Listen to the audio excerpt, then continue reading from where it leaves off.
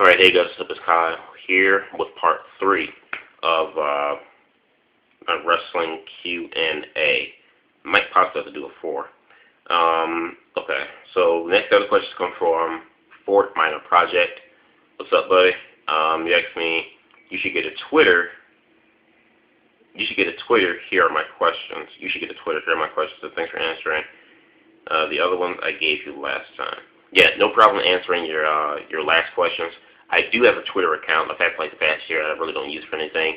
But if you want, you can follow me at KyleY2J, like Chris Jericho, Y2J. So at Kyle, Kyle, Y2J. I'll see if I can put a link in the description. If not, it's very easy to find me on Twitter. So your set of questions are thoughts on the Chris Benoit murder-suicide 5 years later. My thoughts on the Benoit suicide, I think it's one of the greatest losses in history in professional wrestling, like so many other great losses, like, Randy Savage and so on and so forth, just so many great losses.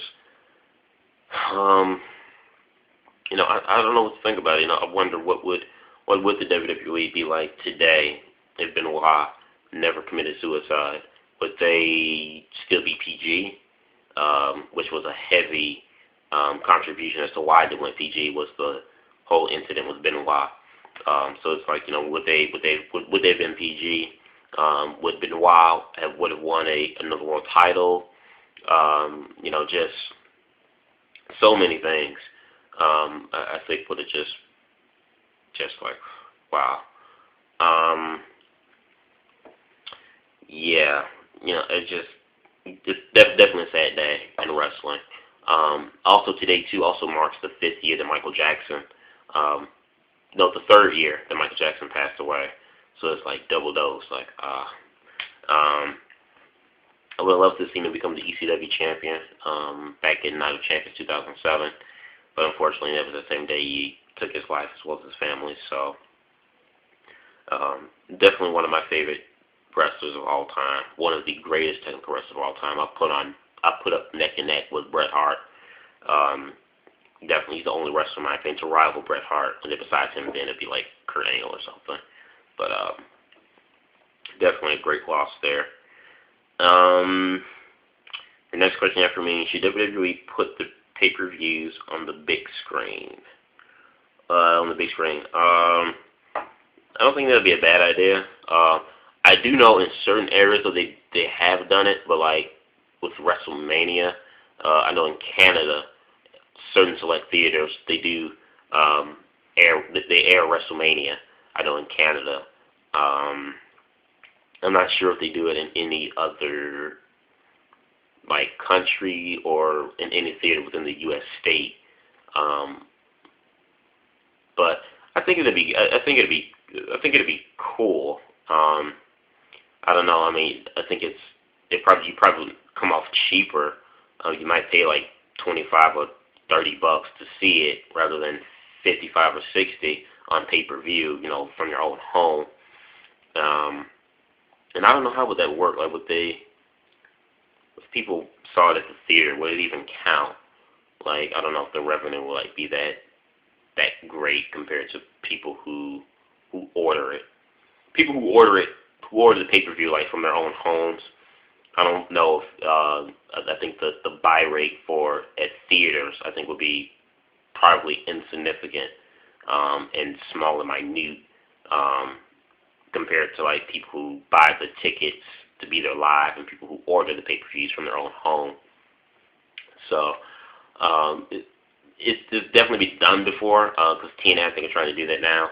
But I definitely know WWE they have done like WrestleMania. If they do no other pay-per-view, I know they definitely do WrestleMania in certain theaters. One I definitely know in Canada. I don't know if they do it anywhere in the States out here in the States. But I don't know. I don't think it would be. I'm thinking about revenue pay-wise. It'd be cool because I wouldn't have to sit and look off a small screen or whatever. Just go to the theater, eat some popcorn. That'd be awesome. But I don't know if the pay revenue would be that great if they got it from if you watch pay-per-views on the big screen. And your last question is, How do you feel about the WWE product right now and wrestling as a whole right now in 2012? What I feel about the WWE product right now it's a bit kind of bland, which is kind of somewhat to be expected. You know, they get in that hot season, you know, starting from Royal Rumble to WrestleMania. After WrestleMania, they kind of get that cool period. You know, then they start back up again for SummerSlam. So right now in wrestling, as far as WWE Rise, current product's a bit dull. It's been okay. One thing I was just mentioning to one of my friends that kind of takes me off a little bit is how for the past like 5 weeks on Raw, the show opens up with CM Punk as the WWE Champion. And to me, I just kind of find it a little bit offensive a little bit when you open up the show with your champion each and every week. You know, a lot of people say, well, John Cena's the face, so that's why he gets the main, you know, segment, the main event matches. Yeah, I get that. That's true. But anytime you have, you know, your world champion open up the weekly shows, you know, barely gets any type of time, and for the last 3 pay-per-views, he hasn't main evented any of those pay-per-views with the belt on the line, it somewhat kind of just dilutes the value of the championship. It kind of destroys a little bit the value of the championship. I think Punk has brought prestige to the title, but they make it seem the title is pretty much not important right now. You know, like I said, people say, well, that's because John Cena's the face. Of course, he's going to get the main event spot at the end of Raw, blah, blah, blah. That's true, but yet and still, when other people were faces of the company, when Hulk Hogan was the face of the company, and you had champions like Randy Savage was the champion, or when you had Sergeant Slaughter as the champion, when you had Ultimate Warrior as the champion, they didn't open up the weekly shows up first. They were the main event or co-main event matches to those weekly shows, you know, and obviously they were the main events at the pay-per-views. But still, I mean, you know, when Austin was the face of the company and he didn't have the title belt, whether it was Triple H or The Rock holding the titles, they were not, you know, placed in certain spots on the Raw show like CM Punk has been for the past 6 weeks as the WWE Champion. So I just kind of find that just very stupid, in my opinion. And wrestling as a whole right now, I don't know what to say about wrestling as a whole right now. To me right now, wrestling it's not stale. Certain aspects are a little bit stale and blotchy, like Ring of Honor. WWE is a bit of a hit and a miss. TNA is probably the only thing right now that says good. FCW have been good for the past, I would say in the last 2 months, they've been really good. Now they've infused it with NXT, so the new NXT looks promising. So right now, I would say wrestling as a whole right now is not really great, but it's not stale. It's kind of like in between. Just a little bit, got some hit and misses here and there, if that makes any sense. Hope I explained that to my best of my abilities. Next set of questions come from Blazekye.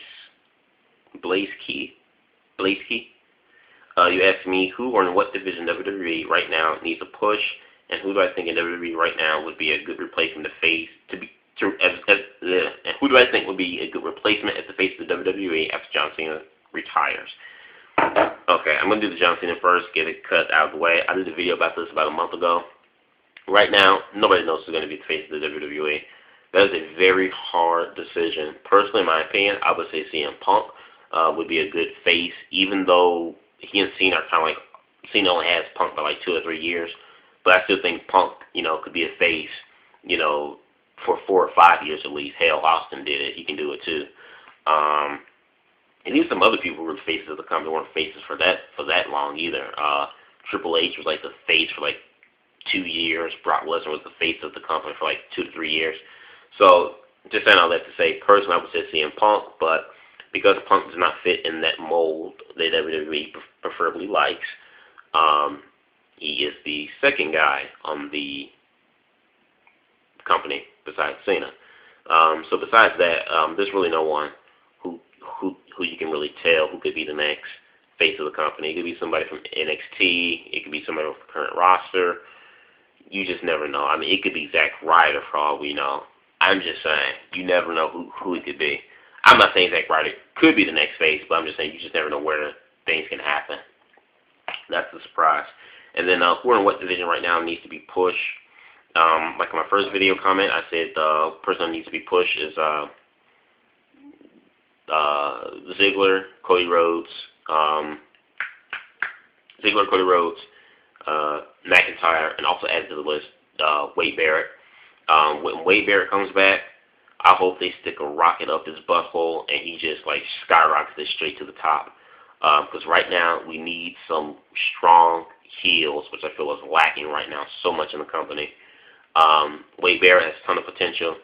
Have him come back from an injury. Bring the guy back with some new music, good music, entrance music, not a new gimmick, but like some new ring attire. That would be cool. You know, a fresh new look, whether it be a different hairstyle, some tattoos. You know, just come back with a new image, a fresh new image with Wade Barrett. I think that would be awesome. Come back with a fresh new image with some new music. Put a rocket up his butt. Give him a world title shot, WWE title shot. Have him win it and let him run with the ball. And keep that momentum going and don't pull the rug underneath his feet like WWE tends to do with a lot of their talent. Next question comes from, again, AskQ 1990, who asked me, do I think the WWE should lower the amount of pay-per-views they have a year? Absolutely, yes, they should. They have about 13 pay-per-views a year. 13 pay-per-views a year, 2 pay-per-views within the same month, being October, which is ridiculous. I do think they need to lower it because, one, with too many pay-per-views, a lot of times there's not enough build from one pay-per-view to the next. Secondly, in today's economy, people are not going to blow $50 every month, or not to the 10 every 3 weeks, because they go from one pay-per-view to another within 3 weeks, unless it's WrestleMania, which span out to 5. But yet and still, they build from one pay-per-view to the next within a 3-week span. And then, like I said, in one of those months, being October, you have 2 pay-per-views in that same month. So no one's going to order a pay-per-view in October and then 2 weeks later or a week and a half later order another pay-per-view. I think it's ridiculous. Nobody has that type of money. And like I said, it hurts the overall build and story for rivalries and feuds that they're trying to get up and going, because a lot of these writers, they cram a lot of stuff and they just rush these stories because they got to get everything built within a 3-week, 2.5 to 3 week span. So I do think the pay-per-views need to be cut down, at least maybe like 8 pay-per-views. I think that would be phenomenal, 8 pay-per-views out of a month. I think that would be great. And the last set of questions come from 499JK. What's up, buddy? It's been a long time. Your question you have for me is, if Eddie Guerrero and Chris Benoit were still alive today, what would they have another title run, and who would I want Eddie and Benoit to have a feud with the current WWE roster? Eddie and Benoit, if they were still alive, I absolutely believe they would have more championship runs. Would I love to see them in a feud with the current roster? I'll start with Benoit. With Benoit, quite a few people. Hands down, the first one would be Daniel Bryan. Second would be, because the match they'd have would just be sick. Second would be CM Punk, because that's the match we was supposed to get at Night of Champions back in 2007, but never did get. And I would like to have seen a match between him and Batista. I think he and Batista would have had some pretty good matches. And Chris Benoit and Undertaker, I think those two would have had another good, would have had a good match. I think that would have been pretty sick as well. So those would be like the 4 guys I would pick, and maybe a Dolph Ziggler too. Eddie Guerrero, the one guy I would love to see him with is CM Punk. Only simple facts because Eddie Guerrero and CM Punk have had feuds in the past, not in WWE, but back in IWA, the indie wrestling promotion, when Punk was starting to get his start age, which where he got his first start at, in IWA Mid-South Wrestling. He and Eddie Guerrero had feuds. They wrestled like 3 times, and the wrestling matches they had together were just phenomenal. So to take what they had and the chemistry they had in the ring, in the wrestling indie promotion going back, almost 10 years ago, to take that and put it under a bigger microscope on a bigger stage, that is the WWE, I think would be a fantastic story. Because I know both men had great matches together. So to see more people, what a lot of people probably don't know or didn't see, what they could have saw, in the WWE world, would just been absolutely tremendous. I would love to see an Eddie Guerrero, Dolph Ziggler match. I think that would have just been pretty dope and off the chain as well. So yeah, this is it for part 3, my wrestling Q&A. Hope I answered all you guys' questions to the best of my ability. Yeah, so stay tuned because I'll be doing the K-pop video maybe like Wednesday, so I'll give you guys another day or so to get some last-minute questions in on the K-pop Q&A. Hope you guys have a good day, night, weekend. Peace out.